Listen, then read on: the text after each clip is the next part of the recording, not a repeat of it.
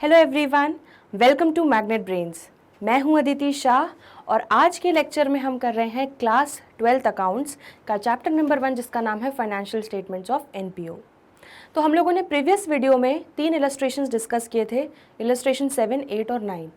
आज हम 2 illustration number 5 जो हमने छोड़ा था और एक इलस्ट्रेशन नंबर 10, ये दोनों हम आज साथ में देख लेंगे। तो इसके बाद आज के वीडियो के बाद हमारा receipt and payment, income and expenditure और फंड बेस्ड अकाउंटिंग से जो रिलेटेड इलस्ट्रेशंस थे वो हमारे लगभग जो बेसिक इलस्ट्रेशन हमें करने थे वो हमने कर लेंगे। बाकी के कॉन्सेप्ट्स डिस्कस करने के बाद हम रिमेनिंग इलस्ट्रेशंस कंटिन्यू करेंगे। चलिए, तो इलस्ट्रेशन 5 देख लेते हैं क्या बोल रहा है। ये थोड़ा इनको स्टार मार्क कर लीजिए। आज जो मैं 2 इलस्ट्रेशंस आपसे डिस्कस कर रही हूँ ये थोड़ा हटके हैं, मतलब इन द सेंस ये आप करेंगे तो आपका एक फुल फ्लेज टाइप का क्वेश्चन है। इसमें अलग अलग केसेस दिए हैं, आपको ये सॉल्व करने हैं, ठीक है। तो एग्जाम टाइम पे, एंड टाइम पे आप ये इस टाइप का इलस्ट्रेशन देख लेंगे तो आपका एक अच्छा रिवीजन हो जाएगा। तो इलस्ट्रेशन नंबर 5 और इलस्ट्रेशन नंबर 10 को स्टार मार्क कर लेना। 10 थोड़ा हटके है, कुछ डिफरेंट है, ठीक है, तो इसलिए उसको मार्क कर लेना। चलो देखते हैं क्या बोल रहा है। How are the following items shown in the financial statements of not for profit organisation. तो ये अलग अलग टाइप के आइटम्स दिए हैं बच्चों, अलग अलग केसेस दिए हैं। First case, second case, third case, fourth case, कितने केसेस दिए हैं हमें ज़रा? 6 केसेस दिए हैं, 6 केस दिए हैं। हमें अलग अलग केसेस में बताना है कि क्या किस आइटम को आप किस तरह से प्रेजेंट करोगे एनपीओ में, कहाँ पर आएगा वो रिसीट एंड पेमेंट में आएगा, इनकम एंड एक्सपेंडिचर में आएगा या बैलेंस शीट में आएगा, किस तरह से उसको दिखाओगे। क्लियर हो गया इतना? ठीक। तो सबसे पहला केस ले लेते हैं, that is tournament fund 2 lakh दिया हुआ है। तो सबसे पहले पढ़ते ही आपके दिमाग की बत्ती जलनी चाहिए। टूर्नामेंट फंड मतलब क्या कि हमें एक स्पेसिफिक गुल्लक बनानी है टूर्नामेंट की, ठीक है। तो टूर्नामेंट फंड की गुल्लक बनाएंगे जिसका बैलेंस, ओपनिंग बैलेंस 2 लाख दे दिया है। साल भर के खर्चे जो टूर्नामेंट एक्सपेंसेस हुए हैं 60,000 हुए हैं और रिसीट्स फ्रॉम टूर्नामेंट, ठीक है, वो हमें कितना हुआ है? 80,000 रुपये, ठीक है। तो ये रिसीट्स हुई हैं 80,000 की, ओपनिंग बैलेंस ये था और एक्सपेंस ये था। तो इसको आप कैसे दिखा दोगे? बड़ा आसान है, ठीक है। आ जाते हैं सोल्यूशन पे। तो जो फर्स्ट वाला है, हमारा फर्स्ट केस है, उसमें आप बैलेंस शीट पे किस तरह से दिखाओगे? ये आपका टूर्नामेंट फंड, तो अलग से ये आप एक गुल्लक बनाओगे टूर्नामेंट फंड की। यहाँ पे लिखोगे ओपनिंग बैलेंस, ठीक है। कितना था ओपनिंग बैलेंस हमारा? हमारा ओपनिंग बैलेंस था 2 लाख,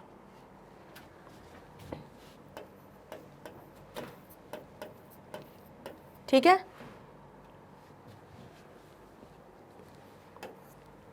आपको टूर्नामेंट से रिसीट्स कितनी हुई? 80,000, इसको ऐड कर देंगे प्लस रिसीट्स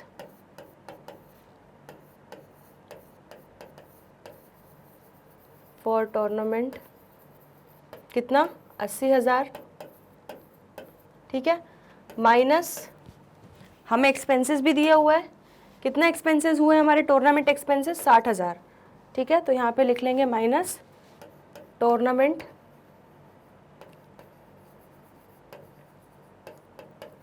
एक्सपेंसेस 60,000, ठीक है। तो आपका टोटल कितना आ जाएगा? 2 लाख में से आपके प्लस 80,000 का आपको और मिला, 2 लाख ऑलरेडी था गुल्लक में, 80,000 का और रिसीट्स मिली, माइनस आपका 60,000 रुपये का खर्चा हुआ। तो आपका 2,20,000 आपकी गुल्लक में बचा है टूर्नामेंट फंड वाली, ठीक है। तो यहाँ पर आप नोट लिख दो, the above fund will be recorded या will be shown कर देते हैं, will be shown on the liability side of the balance sheet. ठीक है, तो हम टूर्नामेंट फंड को, इस पूरे वर्किंग को हम कहाँ दिखाएंगे, हम बैलेंस शीट के लायबिलिटी साइड पर दिखाएंगे। हमने यहाँ वर्किंग करके दिखा दी और यहाँ पे हमने नोट डाल दिया। तो ये आपका हो गया फर्स्ट केस। ठीक है, अब सेकेंड केस देख लेते हैं क्या आ रहा है। Billiard match expenses 25,000। तो इसका तो कुछ अलग से फंड बना हुआ है नहीं, ठीक है, ये सिर्फ खर्चे दिखा दिए हैं। तो बस जिसका कोई स्पेसिफिक फंड नहीं है, ठीक है, तो उसके जो खर्चे हैं वो हम कहाँ डायरेक्टली कहाँ दिखाएंगे, हमारे एनपीओ वाले पीएनएल अकाउंट में। उसको क्या बोलते हैं वो लोग, इनकम एंड एक्सपेंडिचर। तो यहाँ पर लिख देंगे as there is no specific fund for this item, it will be shown on the, या it will be recorded, ऐसे कर लेते हैं इसको, it will be recorded as expense in income and expenditure account। ठीक है, तो इसको हम एक बार दिखा देते हैं छोटा सा फॉर्मेट बना के।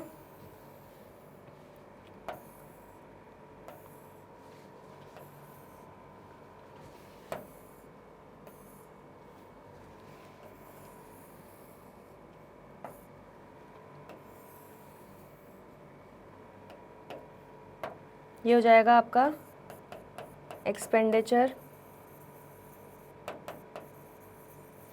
ये हो जाएगा रुपीस, ये हो जाएगा आपका इनकम। ठीक है, तो ये आपका हो जाएगा इनकम एंड एक्सपेंडिचर अकाउंट।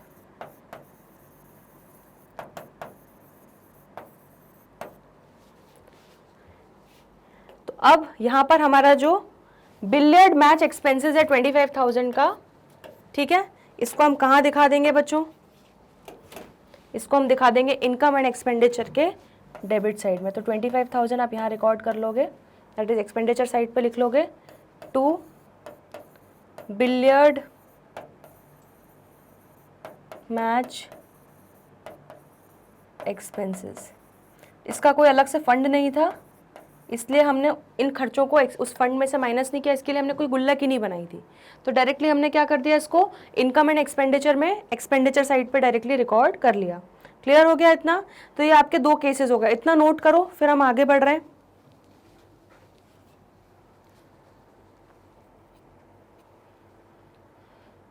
चलो, ये दो केसेस हो गए, थर्ड केस पे आ जाते हैं। थर्ड केस क्या बोला है भाई, receipts from charity cinema show tickets 50,000। ठीक है, तो हमने सिनेमा शो टिकट्स जो थी हमने उसको रिसीप्ट मिली हमें कितनी, 50,000 रुपए की। ठीक है, and expenses on charity cinema show 15,000। तो बेसिकली ये क्या है बच्चों, ये एक तरीके का स्पेशल इवेंट हो रहा है। ठीक है, तो ये एक तरीके का स्पेशल इवेंट हो रहा है। जैसे आपने देखा होगा, हमने प्रीवियस लेक्चर में जो इलस्ट्रेशंस करे थे उसमें गवर्नर पार्टी हो रही थी। ठीक है, तो गवर्नर की पार्टी के लिए जितना चंदा इकट्ठा किया और गवर्नर की पार्टी के लिए जितना खर्चा हुआ, उसको हमने क्या किया, आपस में सेट ऑफ करके नेट अपना इनकम एंड एक्सपेंडिचर में दिखाया, क्योंकि वो एक स्पेशल इवेंट था। सिमिलरली ये भी एक स्पेशल इवेंट है, तो इसीलिए हम क्या करेंगे, इसका हम नेट निकालेंगे। ठीक है, तो आपको 50,000 रुपए की रिसीट हुई, लिख लेते हैं इसको। थर्ड केस है हमारा ये।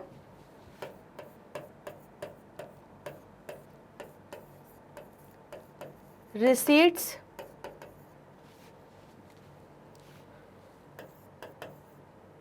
For charity cinema show. कितनी रिसीट्स मिली, 50,000।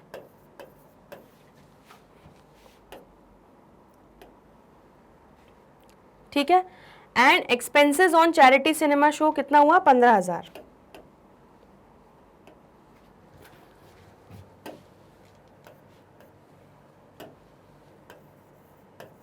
तो हमारा यहाँ पे लिख लेंगे हम एक्सपेंसेस माइनस इसमें से कर लेंगे एक्सपेंसेस फॉर, ये एक्सपेंसेस ऑन लिख लेते हैं इसको, expenses on charity cinema show. ठीक है, अब सीधी सी सिंपल सी बात है, क्या सिंपल सी बात है कि 50,000 की रिसीट हुई सिनेमा शो के लिए, और खर्चा हमारा टोटल कितना हुआ, 50,000 माइनस 15,000, तो 35,000 रुपए का बच्चों ये क्या आ गया, ये आपका क्या आ गया, एक तरीके से सरप्लस आ गया। ठीक है, तो surplus to be shown on credit side of income and expenditure. ठीक है, जिस तरह से याद होगा, अगर वो गवर्नर की पार्टी में खर्चा ज्यादा हो गया था तो वो एक्सेस एक्सपेंस हुआ है, उसको हमने कहाँ दिखा दिया, उसको हमने डेबिट साइड एक्सपेंस साइड पे दिखा दिया इनकम एंड एक्सपेंडिचर के। तो सिमिलरली यहाँ पर हमारा रिसीट में हमारा इनकम एंड एक्सपेंडिचर है, तो आपको रिसीट में 50,000 हुआ, ठीक है, और आपके खर्चे हुए 15,000 के। तो जब आप नेट करोगे तो 50,000 माइनस 15,000 कितना हो गया, 35,000। तो आप अलग अलग दिखाने की जगह सीधे इसको नेट करके 35,000 को कहाँ दिखा दोगे, इनकम एंड एक्सपेंडिचर के इनकम साइड पे। आ रहा है समझ में, क्लियर हो गया। तो ये एक हमारा स्पेशल इवेंट है, इसलिए इसको हम इस तरह से सेट ऑफ करके दिखाते हैं।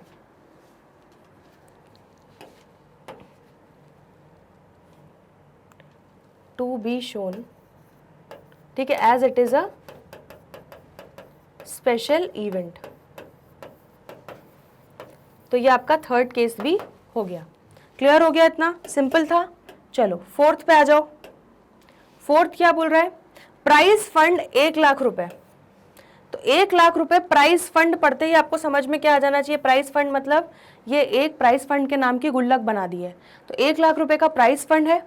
Interest on prize fund investment, अब हमने जो 1,00,000 रुपए का प्राइज फंड इन्वेस्ट कर दिया था उस पर हमें 10,000 रुपए का इंटरेस्ट मिल गया।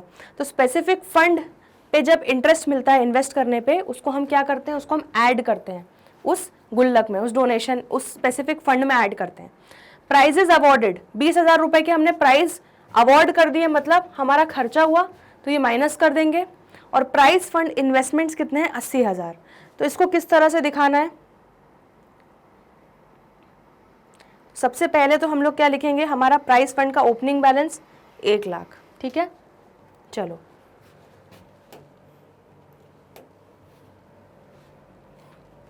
तो यहाँ पे हम लिख लेंगे फोर्थ पॉइंट, हमारा फोर्थ केस जो है इसमें क्या हो जाएगा हमारा, हम यहाँ पे लिख लेंगे प्राइस फंड।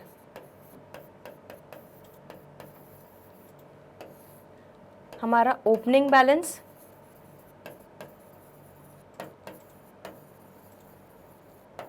कितना है, 1,00,000, ठीक है। Interest on price fund investments, तो ये आप ऐड करोगे 10,000, तो यहाँ पर कर दोगे plus interest on price fund investment 10,000, ठीक है, माइनस हमने जो प्राइजेस बांटे इस फंड में से, तो प्राइजेस अवॉर्डेड कितने के थे, आई थिंक 20,000 के थे, एक बार चेक कर लेते हैं, 20,000 के थे, हाँ 20,000 के थे, ठीक है। और प्राइस फंड इन्वेस्टमेंट्स का 80,000 दिया हुआ है। तो एक काम कर लेते हैं, इसको हम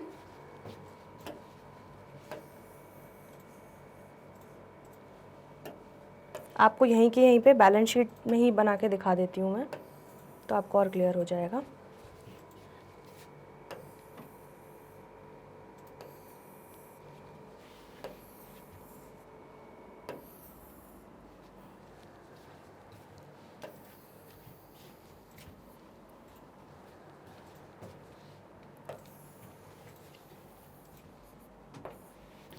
ठीक है, तो ये हमारा लायबिलिटी साइड है, और ये हमारा असेट साइड है।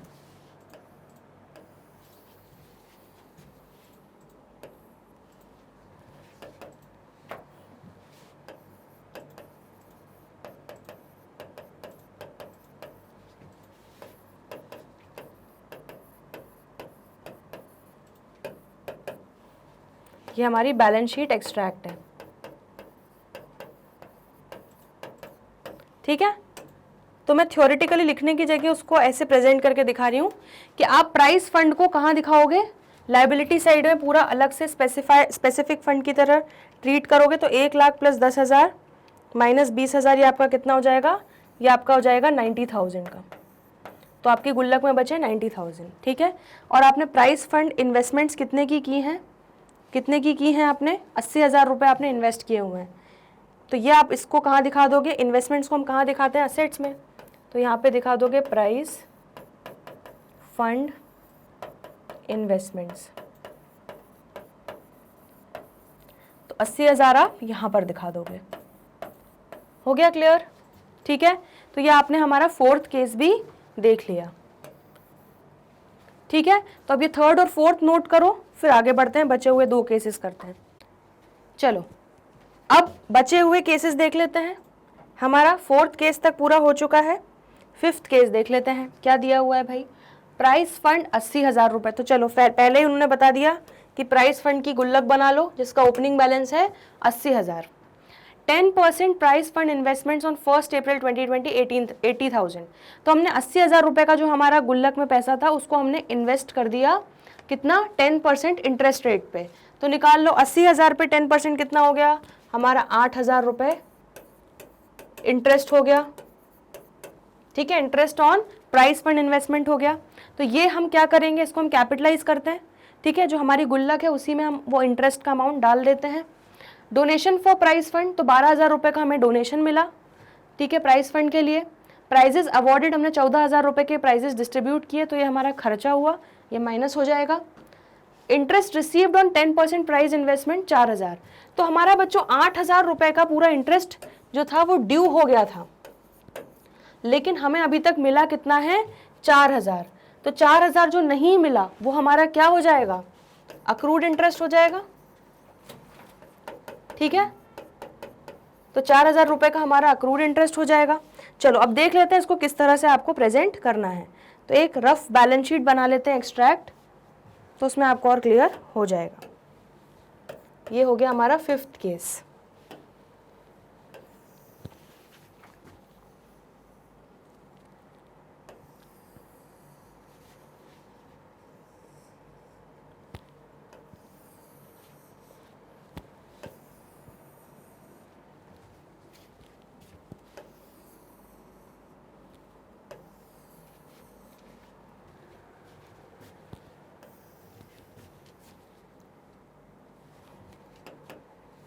तो यहाँ पर हम क्या लिख देंगे, यहाँ पर हम लिखते हैं लायबिलिटीज,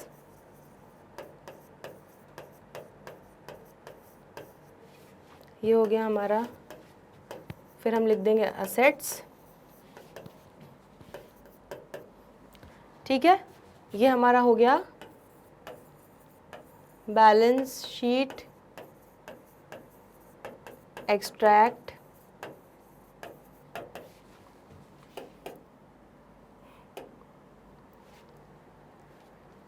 यह जो हो जाएगा हमारा 31 मार्च 2021।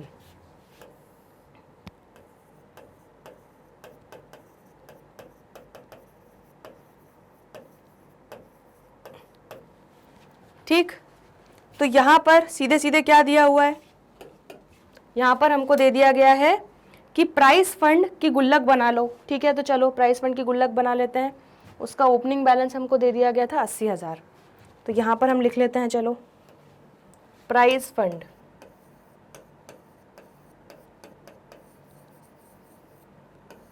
ठीक है। फिर हमने लिखा क्या, ओपनिंग बैलेंस कितना, 80,000।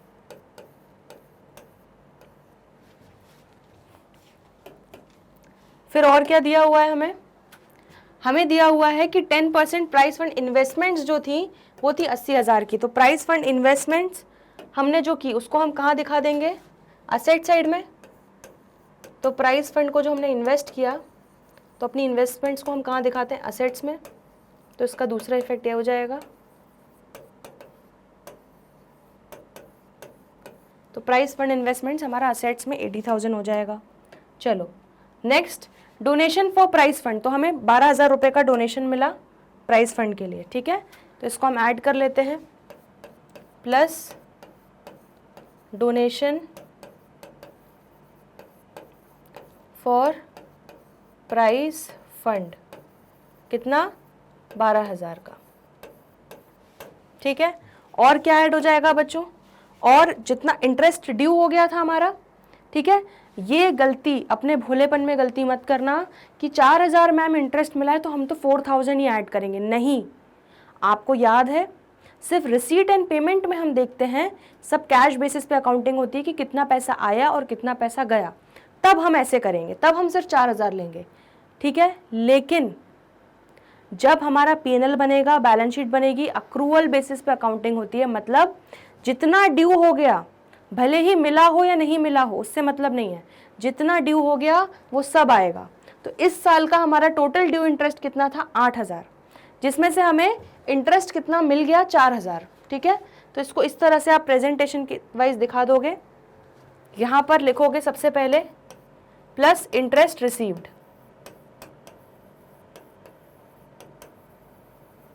कितना मिल गया, 4,000, ठीक है। और प्लस आपका accrued interest, that is outstanding interest, कितना था, 4,000। क्लियर हो गया। तो टोटल ऑफ 8,000 ही आपको यहाँ ऐड करना है, क्योंकि वो इन्वेस्टमेंट्स पर टोटल आपका 8,000 का इंटरेस्ट ड्यू हुआ था। हमें ड्यू होने से मतलब है कि क्योंकि हम अक्रूवल बेसिस फॉलो कर रहे हैं, ठीक, आया समझ में। चलो नेक्स्ट, अब एक चीज़ और, अक्रूड इनकम जो भी होती है हमारी, तो वो उसका दूसरा इफेक्ट क्या होता है, यहाँ पे आप ऐड करोगे, जैसे हमारा आउटस्टैंडिंग सैलरी होता था, तो आउटस्टैंडिंग सैलरी को आप क्या करते थे, प्रॉफिट एंड लॉस में सैलरी में जोड़ते थे, और दूसरा इफेक्ट क्या दिखाते थे, उसको लायबिलिटी साइड में बैलेंस शीट में दिखाते थे। सिमिलरली हमारा यहाँ पे अक्रूड इंटरेस्ट जो है, ठीक है, उसको हम यहाँ पे जोड़ रहे हैं, ठीक है, क्योंकि ये हमारा स्पेसिफिक फंड से रिलेटेड है, इसलिए हम इसको यहाँ पे कैपिटलाइज कर रहे हैं, इनकम एंड एक्सपेंडिचर में नहीं ले रहे, बस इतना ही डिफरेंस है, ठीक है। तो वहाँ पे हम इनकम एंड एक्सपेंडिचर में लेते थे, लेकिन यहाँ पे क्योंकि हमारा स्पेसिफिक फंड है तो इसलिए हम इंटरेस्ट यहीं पे जोड़ रहे हैं। और उसका दूसरा इफेक्ट हमारा क्या आ जाएगा, अक्रूड इंटरेस्ट का, अक्रूड इंटरेस्ट ऑन इन्वेस्टमेंट, कितना, 4,000 रुपये। ये अगर आपने नहीं लिखा तो आपका गलत हो जाएगा, तो आपको बहुत ध्यान से इसको करना है, ठीक है। हर चीज़ को सोचते हुए कि इसके इफेक्ट्स क्या होंगे, जैसे इसका इफेक्ट यहाँ पर भी आएगा और इसका एक इफेक्ट असेट साइड पर भी आएगा। क्लियर हो गया इतना, चलो very good. Next, interest received हो गया और प्राइस अवॉर्डेड 14,000, तो ये हमारे खर्चे हो जाएंगे। बाकी हमने सारी चीज़ें ले ली, तो यहाँ पे माइनस दिखा देंगे, प्राइस अवॉर्डेड कितना, 14,000।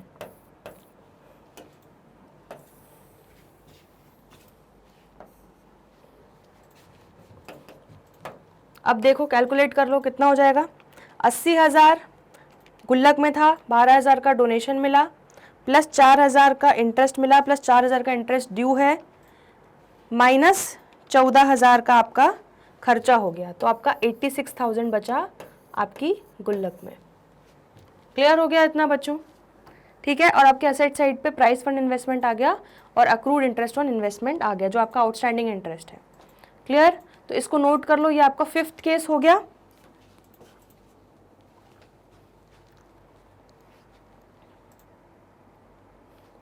इसके बाद फिर हम लोगों का 6th केस रहेगा, जो लास्ट केस है इस एग्जाम्पल का। हमेशा आपको प्रेजेंटेशन का बहुत ध्यान रखना है, और किसी भी चीज़ के अगर 2 इफेक्ट्स हैं तो वो चीज़ का आपको बहुत ज़्यादा ध्यान रखना है।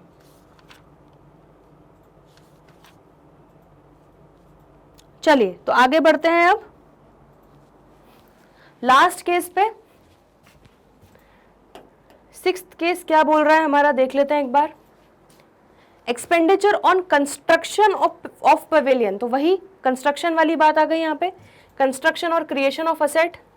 तो हम पवेलियन को कंस्ट्रक्ट कर रहे हैं, हमने उस पर टोटल 6 लाख का एक्सपेंस कर दिया, मतलब 6 लाख का हमारा पवेलियन जो है वो कंस्ट्रक्ट हो चुका है, बाकी का हमारा वर्क इन प्रोग्रेस है। The construction is in work in progress and not yet completed, तो अभी भी हमारा कंप्लीट नहीं हुआ है, पवेलियन वर्क इन प्रोग्रेस है। इतना समझ में आ गया, ठीक है। Pavilion fund as on 31 March 2020 was 8 lakh, तो ये आपको गुल्लक का ओपनिंग बैलेंस में पता चल गया कि पवेलियन फंड जो था, फंड का ओपनिंग बैलेंस हमारा 8 लाख था। Donation for pavilion received on 15 September 2020 was 10 lakh, तो हमें 10 लाख रुपए का डोनेशन मिला, ठीक है। और capital fund as at 31 March 2020 was 20 lakh, तो आपको कैपिटल फंड दैट इज आपकी जो जनरल वाली गुल्लक है उसका भी ओपनिंग बैलेंस दे दिया गया है। क्लियर हो गया? चलो, तो इसके लिए भी एक बैलेंस शीट बना लेते हैं, रफ एक्सट्रैक्ट।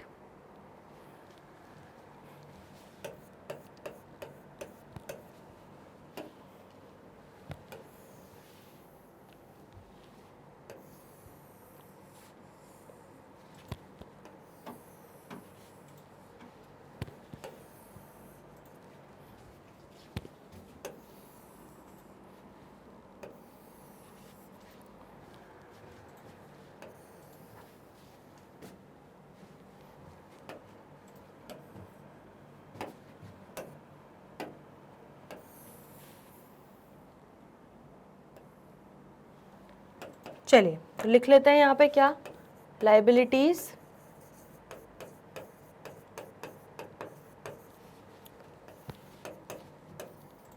असेट्स, ये हो जाएगा हमारा बैलेंस शीट का एक्सट्रैक्ट एज एट 31 मार्च 2021। यहाँ पर अब हमारे दो फंड है बच्चों, एक है कैपिटल फंड, तो ये एक गुल्लक, दूसरी गुल्लक है हमारी पवेलियन फंड की।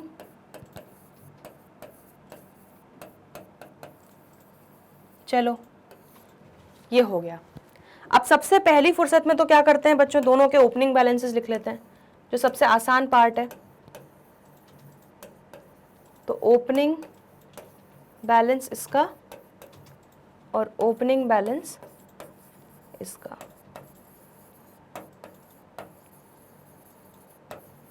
ठीक है, तो कैपिटल फंड का कितना ओपनिंग बैलेंस है दिया हुआ है, कैपिटल फंड का ओपनिंग बैलेंस है 20 लाख, ठीक है, और पवेलियन फंड का ओपनिंग बैलेंस है 8 लाख। चलिए तो ये लिख लेते हैं, क्या इसका हमारा है 20 लाख और इसका है हमारा 8 लाख, ठीक। चलिए देखते हैं अब पवेलियन फंड में और क्या क्या चीजें हुई हैं। पवेलियन फंड में हमें 15 सितंबर को डोनेशन मिला, कितना, 10 लाख रुपए, तो ये ऐड हो जाएगा इसमें। तो यहां पर हम ऐड कर लेते हैं plus donation for pavilion fund, कितना, 10 लाख रुपए, ठीक। क्लियर है इतना? चलो नेक्स्ट क्या बात बोली है और देख लेते हैं क्या बोला है। तो ये वाला अमाउंट हो गया, ये अमाउंट हो गया, ये अमाउंट हो गया, बस अब हमारा लास्ट ट्रीटमेंट बचा है क्या, कि हमने एक्सपेंस किया पवेलियन के कंस्ट्रक्शन पे 6 लाख रुपए, ठीक, और ये अभी भी वर्क इन प्रोग्रेस है। तो पवेलियन हमारा 6 लाख रुपए का कंस्ट्रक्ट होके खड़ा हो गया है, तो ये हमारा एक तरीके से उतना पार्ट ऑफ असेट क्रिएट हो गया है। तो ब्रैकेट में आप लिख दो पवेलियन और ब्रैकेट में WIP, that is work in progress. तो ये आपको दिखेगा कि आपका 6 लाख का असेट जो है वो क्रिएट हो गया और अभी भी वर्क इन प्रोग्रेस है, अभी और कंप्लीट होना बाकी है। तो ये 6 लाख आप यहाँ पे असेट साइड पे दिखा दोगे। दूसरा क्या होगा इसका इफेक्ट, इस गुल्लक से उठा के इस गुल्लक में डालना है, ठीक है, तो जब भी कंस्ट्रक्शन या क्रिएशन ऑफ असेट होता है तो हमेशा हम यहाँ पे माइनस करेंगे क्या, construction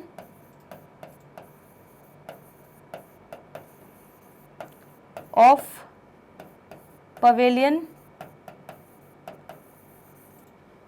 expenses transfer to capital fund. ठीक है, कितना, 6 लाख। और यहां पर आप प्लस कर दोगे, इस गुल्लक में ऐड कर दोगे, क्या लिख दोगे, transfer from pavilion fund 6 lakh. ठीक, चलो ये कितना हो जाएगा, 26 लाख। ठीक है, ये कितना हो जाएगा आपका बच्चों, 8 लाख ओपनिंग था प्लस 10 लाख माइनस 6 लाख, ये आपका हो जाएगा 12 लाख। क्लियर हो गया, तो ये आपका 6th केस यहाँ पर कंप्लीट हो गया। ठीक है, ये वाला नोट कर लो balance sheet. I hope clear है, कुछ भी डाउट हो तो बिल्कुल हेजिटेंट नहीं होना है, पूछना है।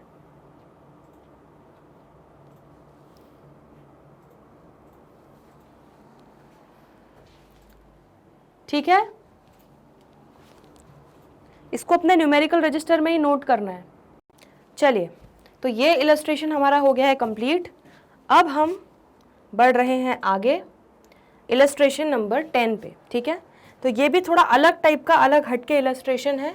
अभी तक हमने जो किए हैं तो इसको भी आप स्टार मार्क कर लो। ठीक है, चलो क्या बोल रहा है, प्रिपेयर फर्नीचर अकाउंट। आप बोलोगे अरे मैम ये एनपीओ के क्वेश्चन में फर्नीचर अकाउंट कहाँ से आ गया, बट यहाँ पर आप सीखोगे कि किस तरह से जब हम प्रॉफिट एंड लॉस अकाउंट में जब भी हम कोई असेट बेचते थे, ठीक है, तो लॉस होता था असेट पे, loss on sale of asset या profit on sale of asset, उसको हम कहाँ ट्रांसफर करते थे, याद करो, पीएनएल अकाउंट में। ठीक है, तो सिमिलरली यहाँ पे हमारा असेट जो है फर्नीचर, उसको बेचने पे जो प्रॉफिट या लॉस होगा उसको आपको कहाँ ट्रांसफर करना होगा, एनपीओ के पीएनएल अकाउंट में, which is called income and expenditure account. Clear है इतना? ठीक है, चलो तो अब बस ये चीज़ के लिए आपको थोड़ा सा एक अलग टाइप का उन्होंने क्वेश्चन फ्रेम करके दिया है, तो इसको भी हम सॉल्व कर लेंगे। तो क्या बोला गया है, प्रिपेयर फर्नीचर अकाउंट। तो हमें फर्नीचर अकाउंट दैट इज एक लेजर अकाउंट बनाना है असेट का। फर्नीचर अकाउंट हम सबको आता है बनाना, हमने 11th में सीखा था, फिर से हम एक बार रिवाइज करेंगे। For the year ended 31 March 2021 in the books of Rajdhani football club under the following alternative cases. तो हमें 2 केसेस दिए गए हैं बच्चों, एक है केस 1, एक है केस 2। तो चलो अभी हम सबसे पहले केस 1 पे फोकस करते हैं। क्या बोला है, फर्नीचर एज ऑन 1 अप्रैल 2020। तो ये आपको क्या दे दिया गया है बच्चों, ओपनिंग बैलेंस दे दिया है असेट का। ठीक है, furniture having book value 1 April 2020 को, जिसकी बुक वैल्यू 20,000 रुपए थी, उस फर्नीचर को हमने बेच दिया, सोल्ड एट अ गेन और प्रॉफिट ऑफ कितना 20% ऑन 31 दिसंबर 2020। ठीक है, तो 31 दिसंबर को हमने अपना फर्नीचर जो 20,000 रुपए की वैल्यू थी 1 अप्रैल को, उसको हमने बेच दिया 20% प्रॉफिट पे। Furniture purchased on 1 October 2020 for 1 lakh. 1 अक्टूबर को हमने एक नया फर्नीचर खरीदा, कितना, 1 लाख रुपए का। हमें डेप्रिसिएशन चार्ज करना है 10% per annum on the furniture. Clear हो गया? ठीक है, चलो इस क्वेश्चन के थ्रू आपका एक अच्छा रिविजन भी हो जाएगा। तो यहाँ पर हम लिख लेते हैं क्या, ये है आपका केस 1। यहाँ पर हम बना लेते हैं क्या, फर्नीचर अकाउंट।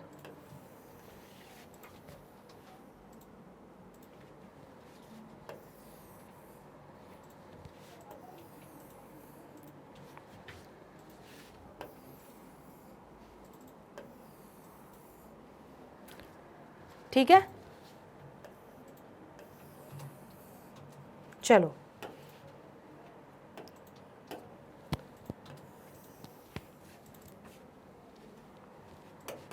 तो यहाँ पर हम लिख लेते हैं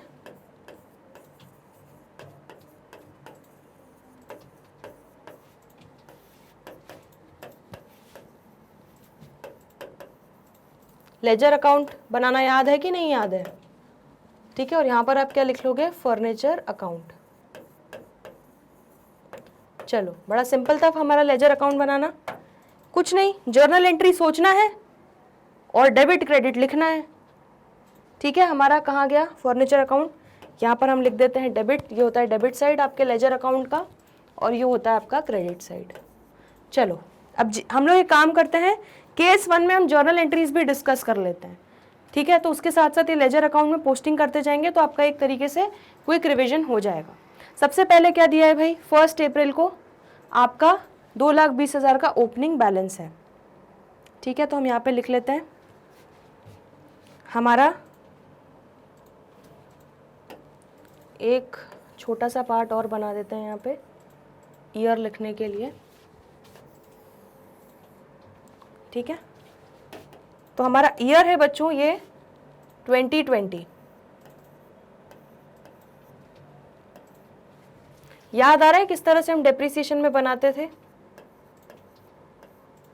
तो हमारा जो 2020 वाले साल में जो भी ट्रांजैक्शंस होंगे वो यहाँ पे हम लिखेंगे। तो सबसे पहले 1 अप्रैल, अप्रैल 1, अप्रैल 1 को मेरा बैलेंस है क्या, टू बैलेंस ब्रॉट डाउन, कितना है, 2,20,000। ठीक है, तो 1 अप्रैल को आपकी 2,20,000 रुपए का ओपनिंग बैलेंस लिख लिया। इसके बाद क्या बोला गया है, फर्नीचर जिसकी बुक वैल्यू थी 20,000 रुपये, ठीक है, कब थी, 1 अप्रैल को थी, उसको हमने बेचा है 31 दिसंबर को और उस पर 20% प्रॉफिट मार्जिन पे बेचा है। तो सबसे पहले तो बच्चों जो 20,000 का हमारा असेट था, ठीक है, यहाँ पे मैं एक, ये आपका टोटल, सपोज ये आपके 2,20,000 के टोटल असेट्स हैं, इसमें से आपका ये 20,000 का एक असेट है, इसको आप बेच रहे हो। तो 1 अप्रैल को उसकी 20,000 वैल्यू थी, लेकिन हम कब बेच रहे हैं, हम बेच रहे हैं 31 दिसंबर 2020 को। तो यहाँ पर हम लिख लेते हैं दिसंबर 31। एक काम कर लेते हैं हम ताकि थोड़ा नीट हो जाए, इसको थोड़ा बड़ा कर लेते हैं।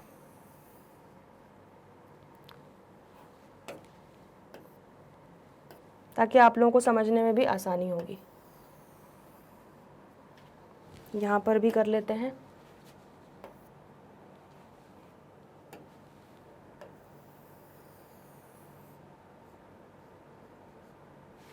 चलिए, तो ये हमारा 2020 और यहाँ पे हम लिख रहे हैं क्या, दिसंबर 31। ठीक, तो दिसंबर 31 को मेरा 20,000 का मैं असेट बेच रही हूँ, लेकिन वो था 20,000 कब, 1 अप्रैल को। तो मेरा 31 दिसंबर तक बच्चों उस पर क्या लगा होगा, क्या लगा होगा, डेप्रिसिएशन, क्योंकि मैंने यूज़ किया। तो गिन लो, चलो हमारा फाइनेंशियल ईयर कब से स्टार्ट होता है, अप्रैल से। अप्रैल, मई, जून, जुलाई, अगस्त, सितंबर, अक्टूबर, नवंबर, दिसंबर, मतलब हमने इस साल 1 अप्रैल से लेकर 31 दिसंबर, दैट इज़ 9 मंथ्स तक इसको यूज़ किया है। तो आपकी एंट्री क्या होती थी बच्चों, जब भी आप डेप्रिसिएशन चार्ज करते थे, डेप्रिसिएशन को आप एक्सपेंस की तरह ट्रीट करते थे, तो depreciation account debit, to furniture asset को क्रेडिट करते थे। क्यों, क्योंकि आपकी असेट की वैल्यू गिर रही है।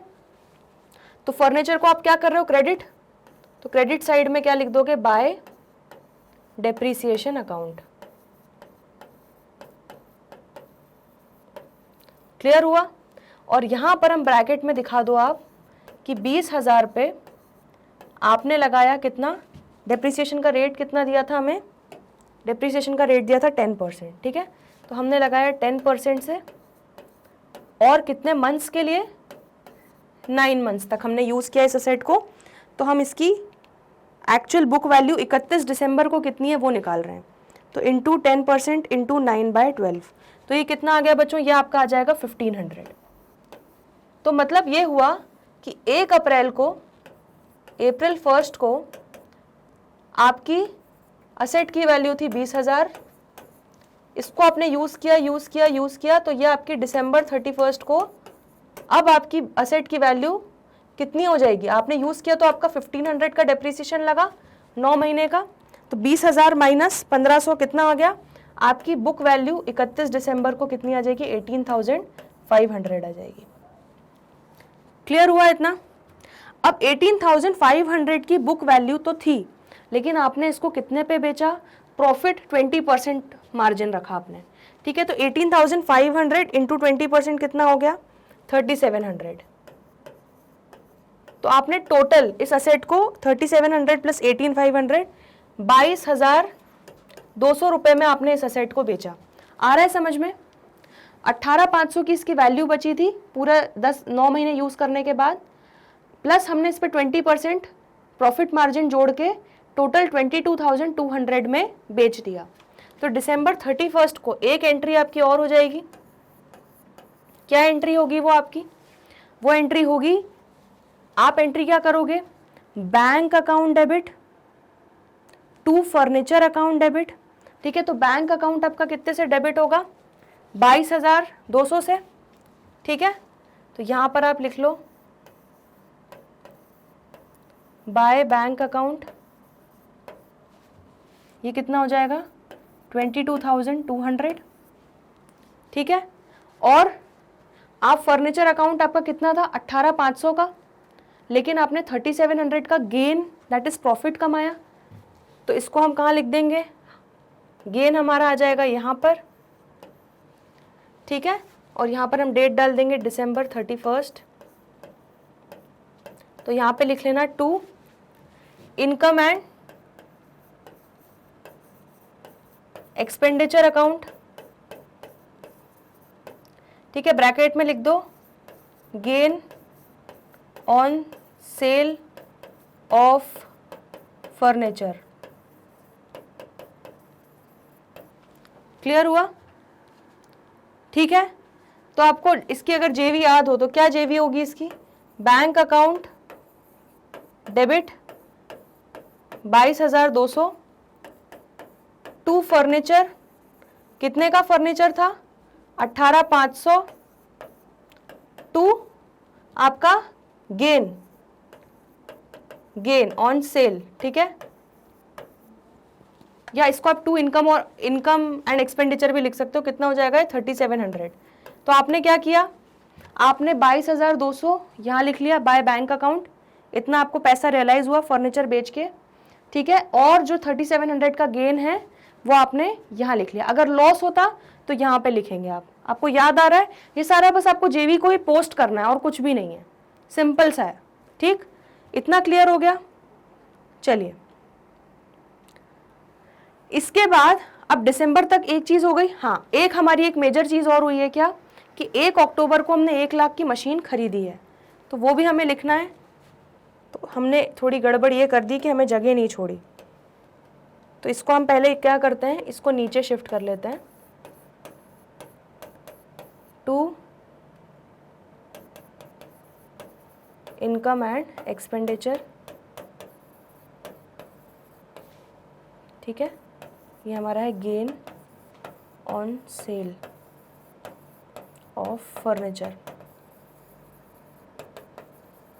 कितना है? 3,700। अब यहाँ पर हम 1 अक्टूबर 1 की एक एंट्री और करना जो था हम भूल गए थे, वो लिख लेते हैं। क्या हो जाएगी वो? बड़ी सिंपल सी एंट्री होती है बच्चों। नया फर्नीचर खरीद रहे हो तो क्या एंट्री होगी? Furniture account debit to bank. तो अक्टूबर 1 को एंट्री कर देंगे फर्नीचर अकाउंट के डेबिट साइड में, क्या? To bank account. कितने का फर्नीचर खरीदा हमने? 1 लाख का। 1 लाख का ही खरीदा आई थिंक, यस, ठीक। तो आपका ईयर 2020 का पूरा आपने ट्रांजैक्शंस यहाँ पे रिकॉर्ड कर लिए। अब आ जाते हैं 2021 पे। तो हमारा ईयर 2021 आ जाएगा। अब हम सीधे आ जाएंगे कौन सी तारीख को? 31 मार्च को, ठीक है, क्योंकि और तो कोई ट्रांजैक्शन हुए नहीं है। अब मार्च 31 को सबसे पहले तो हम क्या निकालेंगे बच्चों? डेप्रीसिएशन निकालेंगे। तो यहाँ पे लिख लेंगे बाय डेप्रीसिएशन। ठीक है, इसका कैलकुलेशन दिखा देते हैं यहाँ पे। तो बच्चों देखो, ये जो 2,20,000 का फर्नीचर था, इसमें से 20,000 का तो बेच दिया और इसका डेप्रीसिएशन हमने ले भी लिया। लेकिन जो ये 2 लाख का बचा हुआ था फर्नीचर, ये वाला, ठीक है, ये हमारा 1 अप्रैल से लेके 31 मार्च तक हमने इसको पूरा साल यूज किया है। तो लिख लो यहाँ पे, जो 2 लाख वाला फर्नीचर है उस पे हमारा पूरा 10% से डेप्रीसिएशन लग जाएगा। तो ये कितना हो जाएगा आपका 20,000।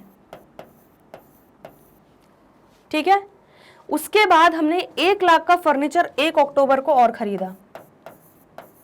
तो 1 लाख पे 10% से डेप्रीसिएशन लगेगा तो जरूर, लेकिन क्या पूरे साल का लगेगा? नहीं।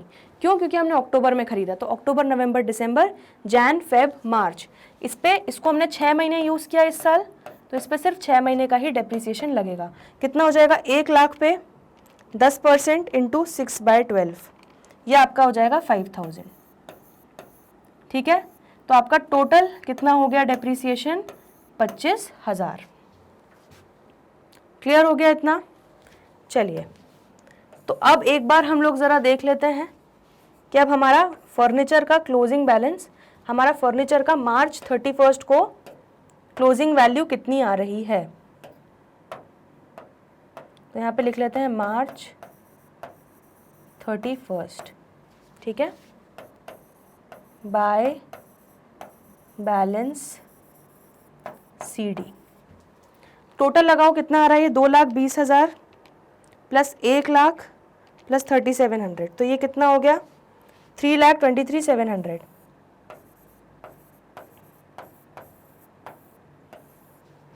ठीक है, इसमें से माइनस करो, -1,500 माइनस 22,200 माइनस 25,000, तो आपकी क्लोजिंग वैल्यू आ गई 2,75,000 आपके फर्नीचर की। ठीक है, आप उसको ऐसे भी देख सकते हो, 2,75,000 कैसे आएगी? 1 लाख का जो फर्नीचर लिया उस पर कितना लग गया डेप्रीसिएशन? 6 महीने का 5,000, तो ये 95,000 का तो यही हो गया आप 31 मार्च को। 2 लाख का जो फर्नीचर था उस पर पूरे साल का लग गया 20,000, तो कितना बचा? 1,80,000। तो 1,80,000 प्लस आपका 95,000, टोटल कितना हो गया? 2,75,000। ठीक है, इसको आप इस तरह से ओरली भी निकाल सकते हो। तो ये आपका फर्नीचर अकाउंट बन गया। आ रहा है समझ में? याद आ रहा है? कुछ 11th का हमने डेप्रीसिएशन चैप्टर में पढ़ा था, बहुत डिटेल में इस तरह से असेट अकाउंट्स बहुत बनाए थे। इसको नोट करो। ये हमारा केस 1 कंप्लीट हो चुका है। चलिए, तो ये हमारा फर्स्ट केस हो गया। ठीक, सेकेंड केस में क्या बोल रहे हैं? फर्नीचर एज ऑन 31 मार्च 2020 4,40,000, तो वापस हमें ओपनिंग बैलेंस दे दिया 4,40,000।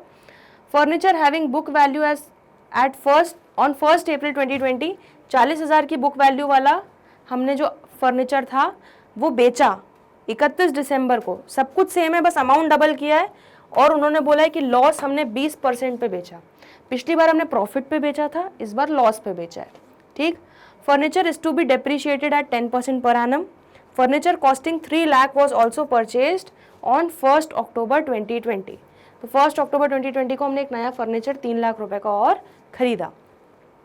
बिल्कुल सेम है, बस यहाँ पे अमाउंट थोड़े चेंज हो गए हैं और हमने प्रॉफिट की जगह लॉस पे बेचा है। ठीक, तो एक काम करते हैं, जो ये हमने केस 1 बनाया है इसी फॉर्मेट में हम केस 2 भी बना लेते हैं।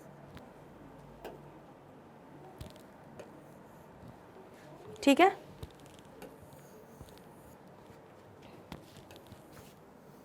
अब तो आपको आसानी से समझ में आ जाएगा कि हम क्या कर रहे हैं।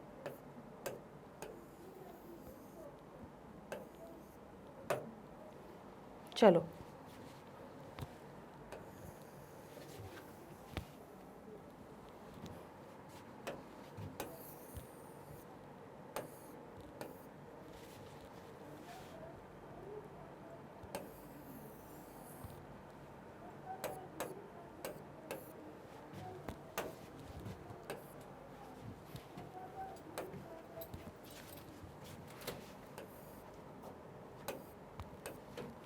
ठीक है, सब कुछ सेम है, बस थोड़ी चीज़ें अलग हैं।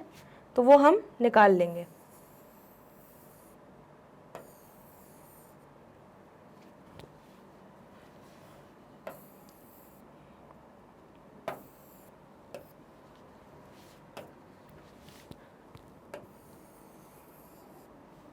चलिए, अब सबसे पहले क्या दिया हुआ है आपको देख लेते हैं। चलो, इसमें आपको दिया हुआ है केस 2 में ओपनिंग बैलेंस कितना, 4,40,000। चलो, तो यहाँ लिख लेते हैं अप्रैल 1 हमारा टू बैलेंस ब्रॉट डाउन कितना हो जाएगा, ओपनिंग बैलेंस 4,40,000। क्लियर हो गया इतना? ठीक। चलो नेक्स्ट, हमें बोला है कि हमारा जो 40,000 का असेट था 1 अप्रैल को, उसको हम बेच रहे हैं कब, 31 दिसंबर को। ठीक, तो इस 40,000 के असेट पे बच्चों 9 महीने का डेप्रीसिएशन लगा होगा, तो 40,000 इंटू 10% डेप्रीसिएशन रेट यहाँ पे लिख लेते हैं हम। चलो, दिसंबर 31 को हमारा 40,000 पे डेप्रीसिएशन लगा, तो 40,000 इंटू 10% का डेप्रीसिएशन रेट, लेकिन हमने इस असेट को सिर्फ 9 महीने ही यूटिलाइज कर पाए, यूज़ कर पाए, तो निकाल लो।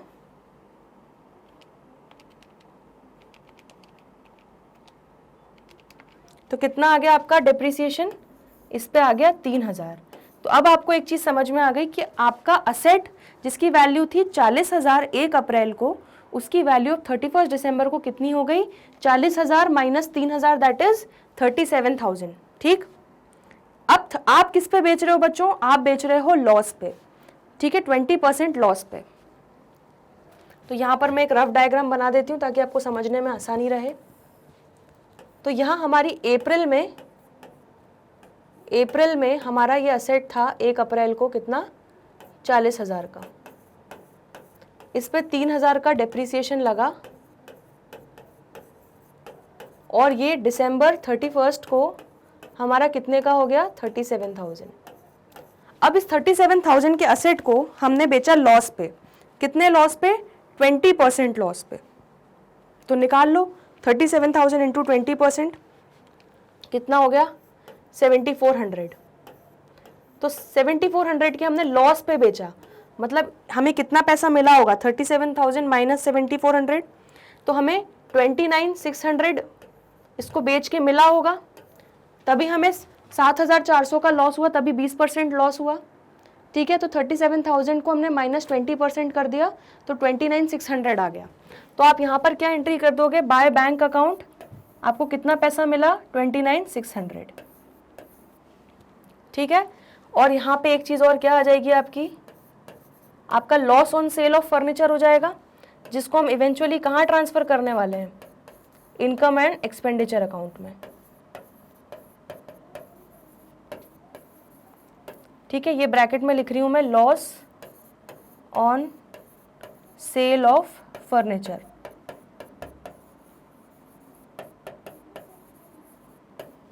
ठीक है, कितना, 7,400। आ रहा है समझ में, क्लियर हुआ? और ये कैसे हुआ है देख लो एक बार, यहाँ पे जल्दी से जर्नल एंट्री देख लो। क्या एंट्री होगी, बैंक अकाउंट डेबिट, पैसा आ रहा है बैंक में, कितना पैसा आ रहा है, 29,600 रुपये। कितने का असेट मेरा, कितने का फर्नीचर मेरा मर रहा है, कितने का फर्नीचर मैंने बेचा है, उतना मैं फर्नीचर की वैल्यू गिरा दूंगी, दैट इज 37,000। ठीक है, तो अब मेरा लॉस कहाँ हो जाएगा, यहाँ आ जाएगा। तो इनकम एंड एक्सपेंडिचर या loss on cell, income and expense को मैं डेबिट कहाँ करूँगी, 7,400। तो आपकी एंट्री क्या हो जाएगी, bank account debit 29,600, income and expenditure debit 7,400 to furniture account. तो आपने क्या किया, देखो फर्नीचर अकाउंट का क्या हो रहा है, क्रेडिट, तो क्रेडिट साइड पे आपने क्या कर दिया, by bank and by income and expenditure account. ठीक है, तो फर्नीचर क्रेडिट हो रहा है, इसलिए आप क्रेडिट साइड पे लिख रहे हो, क्या लिख रहे हो, बाय बैंक और बाय इनकम एंड एक्सपेंडिचर। आपको याद आ गया होगा किस तरह से हम जर्नल एंट्री से असेट अकाउंट में पोस्टिंग करते थे, किस तरह से लेजर बनाते थे जर्नल के बाद। इसलिए मैं आपको 11th में इतना बोलती थी कि बच्चों ध्यान दो, ये सब चीज़ें आगे 12th में भी काम में आने वाली हैं। आया समझ में? तो यहाँ तक तो हमारी कहानी 2020 की ख़त्म हो गई। चलो अब एक काम करते हैं, अब आ जाते हैं 31 मार्च 2021 हमारे फाइनेंशियल ईयर के एंड पे। ठीक है, तो अब ये जो 4,40,000 का असेट था, फर्नीचर था उसमें से 40,000 का तो बेच दिया, तो बचे हुए 4 लाख पे। अच्छा, हमारा एक ट्रांजैक्शन और रह गया आई थिंक। अक्टूबर 1 को हमने 3 लाख का फर्नीचर और ख़रीदा, तो चलो यहाँ अक्टूबर 1 को हम यहाँ लिख लेते हैं टू बैंक अकाउंट। हमने नया फर्नीचर खरीद लिया, कितना, 3 लाख का। चलो अब साल के एंड पे आ गए, तो 4,40,000 में से 40,000 का हमने फर्नीचर बेच दिया, 4 लाख के हमारे फर्नीचर पे पूरा डेप्रिसिएशन लग जाएगा। तो चलो 4 लाख पे लगा लो पूरे साल का 10%, कितना हो जाएगा हमारा, 40,000। ठीक है, 3 लाख का हमने और फर्नीचर खरीदा, उस पे लगाओ 10%, लेकिन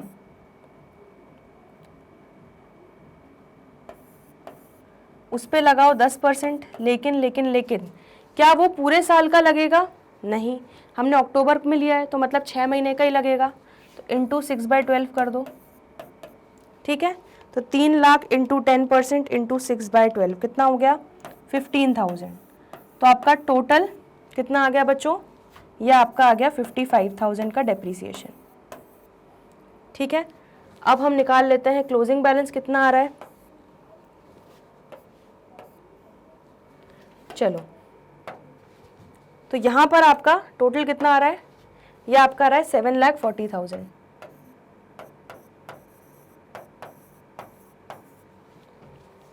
ठीक है, तो 7,40,000 में से माइनस करो 3,000, माइनस 29,600, माइनस 7,400, माइनस 55,000, ये आपका हो गया 6,45,000। तो 6,45,000 आपका अब फर्नीचर की वैल्यू बची है।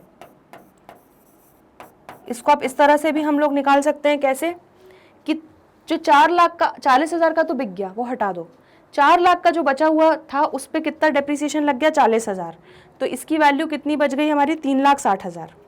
ठीक है, प्लस 3 लाख का जो था उस पर 15,000 आपका डेप्रिसिएशन लग गया, तो 3 लाख माइनस 15,000 वो आप ऐड कर लो किसमें, 3,60,000 में, टोटल आपका आ जाएगा 6,45,000। आया समझ में, क्लियर हो गया। तो ये बच्चों हम लोगों का केस नंबर 2 भी कंप्लीट हो गया है, इसको नोट कर लो।